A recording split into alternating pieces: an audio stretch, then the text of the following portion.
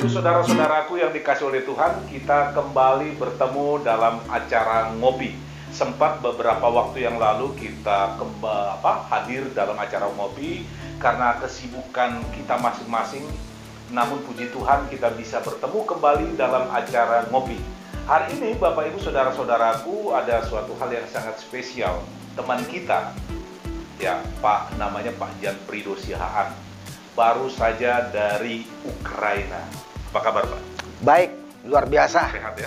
Sehat. Puji Tuhan. Puji Tuhan. Nah, Bapak Ibu, sebelum saya melanjutkan diskusi dengan bukan Pak Ukraina, dengan Pak Jan Prido yang baru dari Ukraina, ya, kita saksikan yang satu ini, mengetahui dulu kota-kota di Ukraina selama Pak Jan Prido kurang lebih 8 hari di Ukraina. Kita saksikan berikut ini.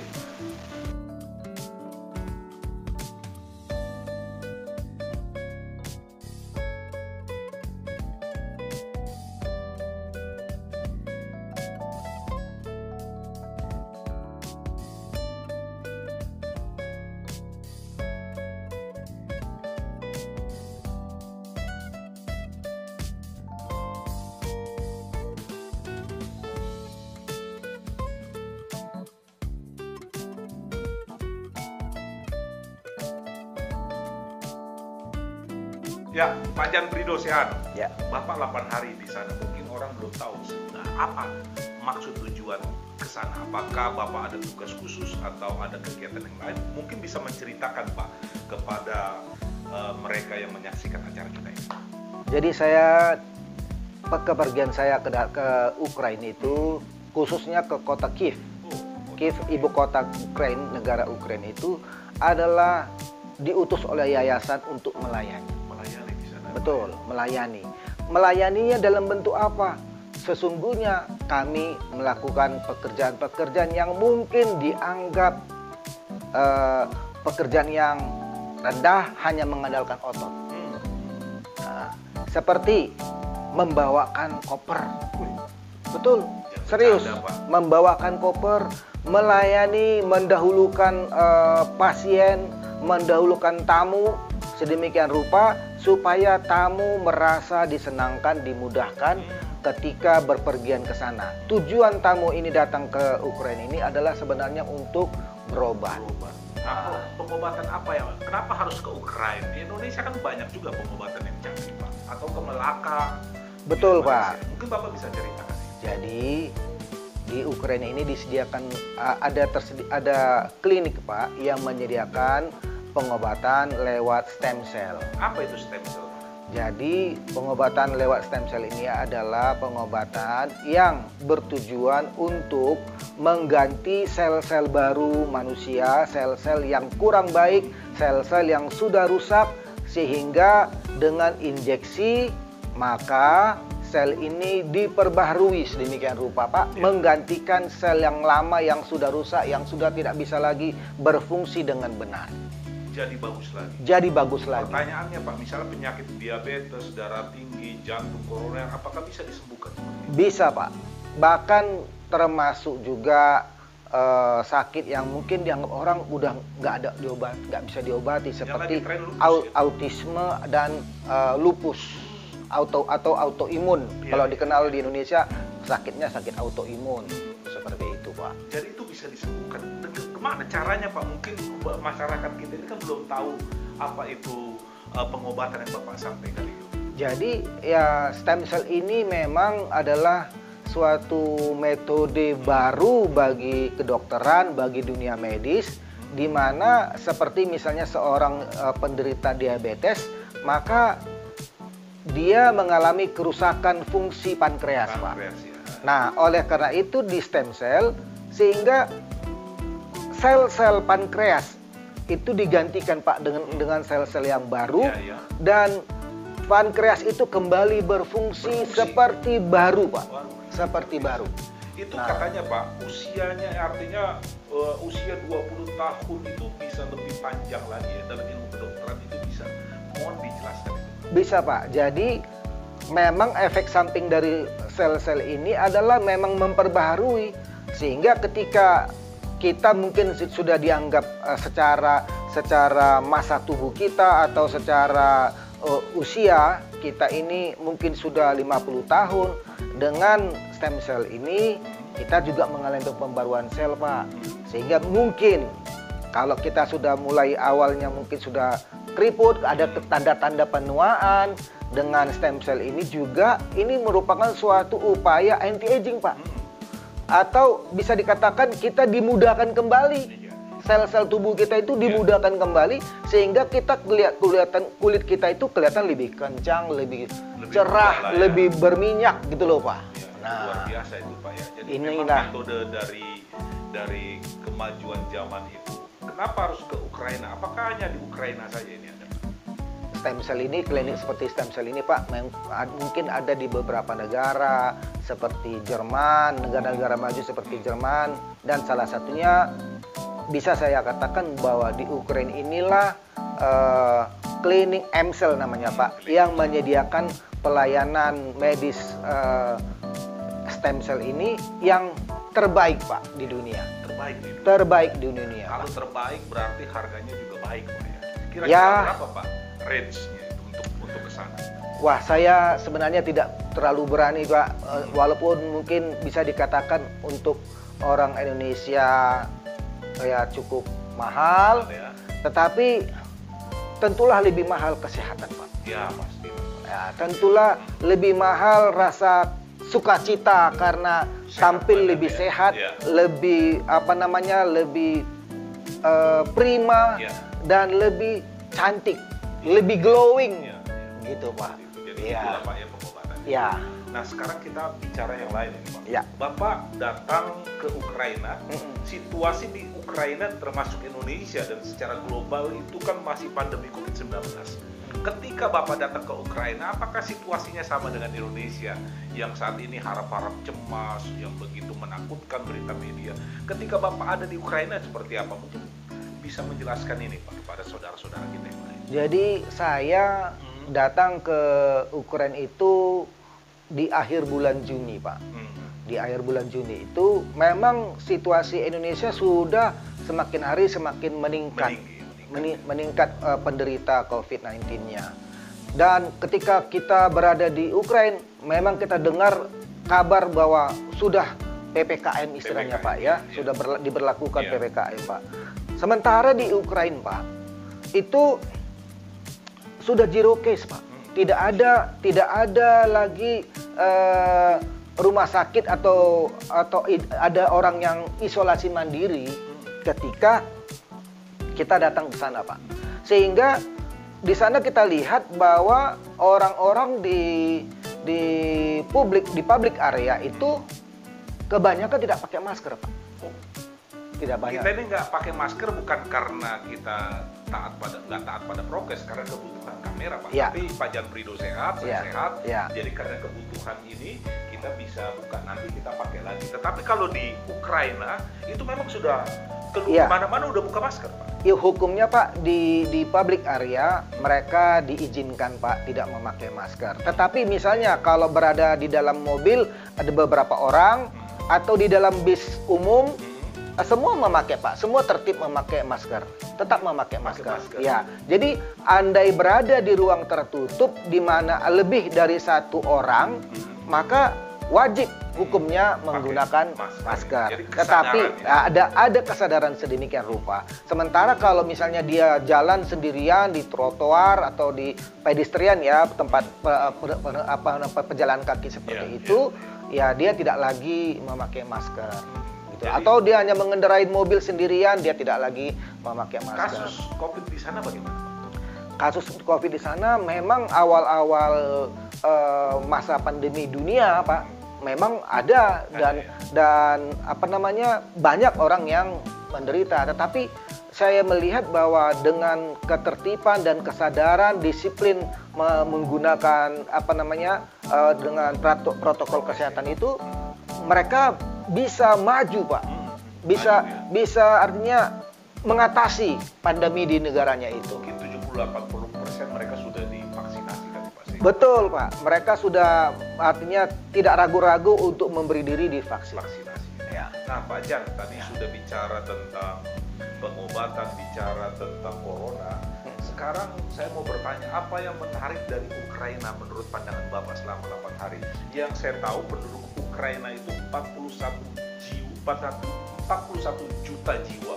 Ya. Kemudian di wilayah Eropa Timur termasuk negara yang luas, termasuk negara yang luas dan juga negara maju. Apakah yang saya sampaikan itu benar, Pak? Tentang Benar Pak, bahwa negara Ukraina ini awalnya adalah juga negara yang merupakan aneksasi dari Uni Soviet, ya, dan kemudian mereka melepaskan diri dari Uni Soviet, berdiri sendiri, dan saya melihat dari warga masyarakat di sana mayoritas beragama Katolik Ortodoks. Dan Ortodoks, Pak, ya? Ya, Katolik Ortodoks, ya. Dan saya tahu ternyata mereka sejak bersama dengan di bawah pemerintahan Uni Soviet pun sebenarnya adalah seorang pemeluk agama Katolik Ortodoks. Iya, yang kuat. Jadi kalau kita berpikir dulu Uni Soviet itu adalah negeri komunis, wah, kita sempat berpikir bahwa seluruh warganya baik kota-kota dimanapun ada di Uni Soviet itu adalah komunis. Itu ternyata salah, Pak. Salah, ya? Ya, salah. Jadi, mereka ternyata adalah orang-orang Katolik yang taat, Pak.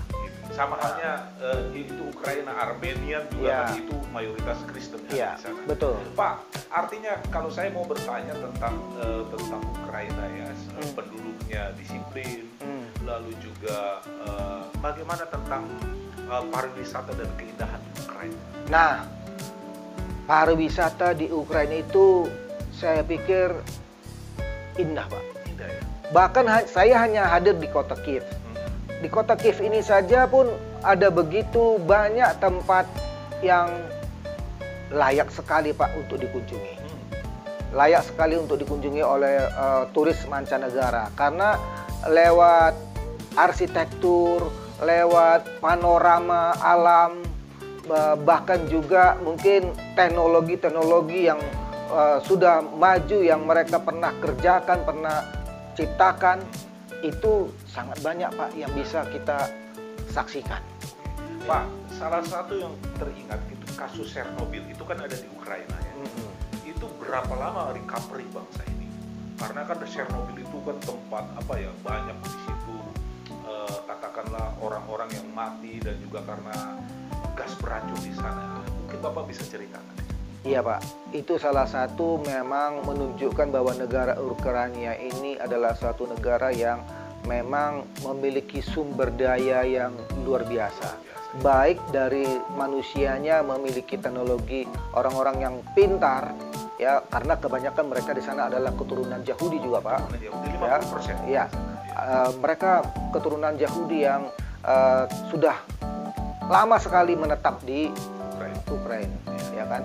Dan termasuk juga, Pak, negara ini adalah negara yang paling menderita pada zaman pemerintahan Nazi, karena 360.000 dikabarkan mereka itu dikabarkan mati, wafat pada masa Nazi. Dan kalau kita bicara tentang Chernobyl, Pak, itu menimbulkan trauma yang mendalam karena tidak terlepas juga itu memang masalah kontrol, Pak, ya, kontrol terhadap bahaya nuklir ya, bahaya atas kesalahan teknologi, ya. Jadi teknologi memang tidak membiarkan ada kesalahan-kesalahan yang sifatnya elementer sekalipun, tetapi menyangkut bahaya atau resiko yang sangat tinggi. Itu menimbulkan trauma, tetapi juga bukan berarti mereka menjadi skeptis terhadap teknologi. Kita lihat bahwa mereka tetap maju, baik dalam teknologi kedokterannya, teknologi persenjataannya. Maju sekali. Maju, Pak. Luar biasa. Saya juga berkunjung, Pak, ke monumen Ibu Pertiwi mereka. Namanya Motherland Monument. Di mana mereka menunjukkan di sana bahwa tank-tank persenjataan mereka yang pada waktu apa ya, mereka memasuki Afghanistan, menduduki Afghanistan itu semua sudah dibawa, ditarik ke sana Pak, dan dipertunjukkan sedemikian rupa. Ya Pak, bicara tentang nasionalisme rakyat Ukraina. Rakyat Ukraina itu kan ada 10% orang Rusia.